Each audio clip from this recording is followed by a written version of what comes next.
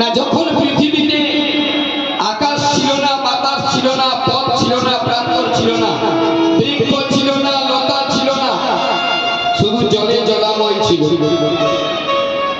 যুগটির নাম ছিল আদি যুগ। আদির পরে চলে এলো সত্য, সত্যের পরে কি হলো? ত্রেতা না, সত্য যদি এক হয় তাহলে সত্যের পরে ছিল দাপর, সেটা মাইনাস করে দিয়ে ত্রেতাকে আনা হলো।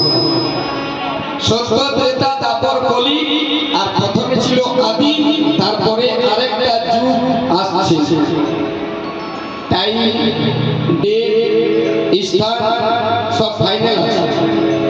কলিযুগে যিনি জন্মগ্রহণ করেছেন ভগবান, উনি কোথায় জন্মগ্রহণ করেছেন?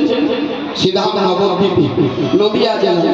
আর কল্কি যুগে যিনি আসবেন, তিনি আসবেন কোথায়? উড়িষ্যা রাজ্যে সম্বলপুর গ্রামে বিষ্ণু যশা ব্রাহ্মণের বাড়িতে। ভগবানটির রূপ কেমন হবে? একটা সাদা রঙের ঘোড়া, একটা হাতে তলোয়ার, সাবধান ইন্ডিয়া। যে ভগবান আসছে, যতই বাহাদুরি করবেন করুন, মনে রাখবেন ভগবান বলে গেছে। কি বলে গেছে? যে